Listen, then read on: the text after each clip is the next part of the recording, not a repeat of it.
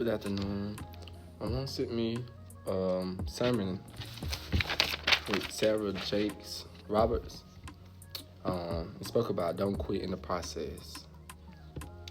So we go through the process because God has to take us through it, get us out of it. And it's always a bigger picture. When we leave here, it's just temporary. When we leave here, we're going home to be with Him. You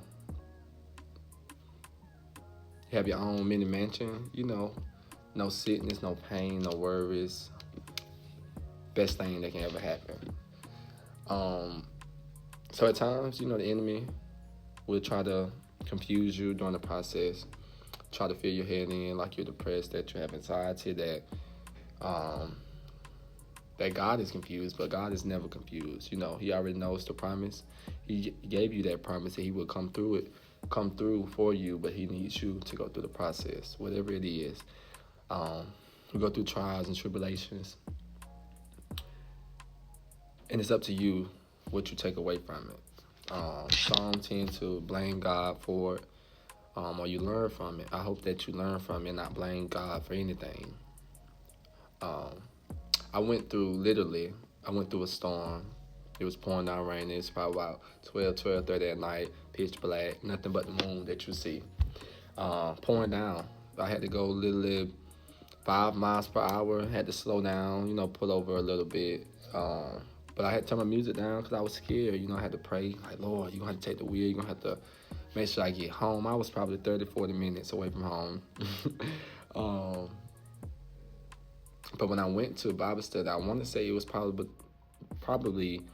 the first time I attended the youth Bible study here. One of the youth ministers had spoke on a similar situation where he was about 15. He went through a storm driving. Him and his granddad was together. His granddad had told him, like, hey, I need you to drive somewhere for me. He was like, I can't drive, Papa. But he's like, I need you to drive for me. So they get to drive and get on the road. It starts raining. And so he's like, hey, Papa, it's raining. I can't drive. I need you to switch with me. And his granddad was like, just keep driving, keep going. So he kept going, started pouring down, started raining even harder, getting darker. He's like, hey, I need you to drive for him. I'm scared. I don't, this is my first time driving. I don't know. He's like, keep going. Just keep going. So he kept going. Eventually, he told him to pull over. He told him to get out. It's not get out and turn behind you. He said, you seen the storm, the dark clouds, the pouring down, the rain, the lightning. It was behind him. He said, just look. And look where you're at now. It's not raining. It was sunny. It was like you went through. All you had to do was just keep going. Just keep going. You said you couldn't do it. You were scared. But you kept going. So the same thing. When Sarah spoke, God would tell you, I will comfort you. I will feed you. You have a promised land, but you have to go through the trials, the tribulations. You have to seek my word. You have to seek me. You have to have faith in me that I will come through and deliver that promise. So when I went through that storm at that time, I didn't know. I still had a little fear in my heart, but I know who God is. I knew who God was at that time, and I knew that He would take the wheel and make sure that I get home. But a lot of times that we lack faith that He would get us through anything. Through, we can't see, through it being scary, through the dark alleys. But I pray every day that God be a lamp to my feet. I don't even want to walk beside you sometimes. I need you to walk ahead of me, and then I'll follow you. I need more of Him and less of me daily. And she spoke on, He says that I'm not going to offer you a promise without walking you through it. So I'm not just going to promise you, hey, you get all of this and just leave you high and dry. No, He gives you the word. He gives you the Bible. He gives you His love. He gives you Jesus' blood that runs through my veins, hopefully through yours. If you accept Him, that you know that God is God and He sent His only begotten Son for our sins. So what we do here on earth It's our process. What you gonna do for me? That's a question from God. What you gonna do for me? If I give you everything, you had to go through something. I gotta see if you got faith in me. I gotta see if I just give you this, how can you handle it? You know. So, if you do the process right, remember your promise is already there. So you continue doing right. You have nothing to worry about. The enemy will try to kill, steal, destroy.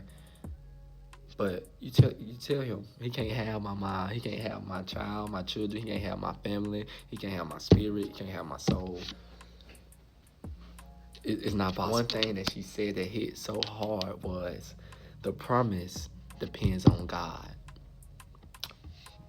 but the process depends on you. So like I said, what work I put in is what you get out. That's with anything. You go to work, you get paid to do your job. If you're not doing your job, you don't get paid for it. If you do extra stuff on the side, you got to put in some work to get something out of it. So he has a promised land for you. He's not gonna sit around and wait on you, but he needs you to do what you have to do for you. Um, the enemy will try to tell you you're gonna lose in the process. It's not a loss if you have God. You can't lose if you have God. So with the storm, when you go through it, you can't see. That's the point of having faith. We walk by faith, not by sight. So have your mind focused on the promise, not so much on the process. You have other people, and she stated too as well, Miss Sarah, that you have people wonder how you get so many promises, how you are so blessed, how you have so much favor over your life, how you still get up and smile when the world is just the world. But that's because God's grace. That's because, God is just good all the time. You keep your faith in him, your mind is on him, he'll do the rest. Your promise is your promise, nobody else's. So you worrying about how I get my promise, our process is different. You can't go through what I go through. I done lost friends, I done lost things, I done grew mentally, spiritually, I done cried, I done forgave when I shouldn't have, when I think I shouldn't have. But when you live more on your spirit side, you live differently, you think differently. So I get blessed differently, I think differently, I move differently because I have God. So remember, don't quit in the process. Don't worry about the process. Just get through the process with God by your side, with God, with his word, you seeking him day and night. So that's something I got to work on daily, but I just wanted to share with you guys today. I know it's been a minute, but I pray that you guys be blessed, stay blessed, and hopefully you'll see me a little bit more. Adios.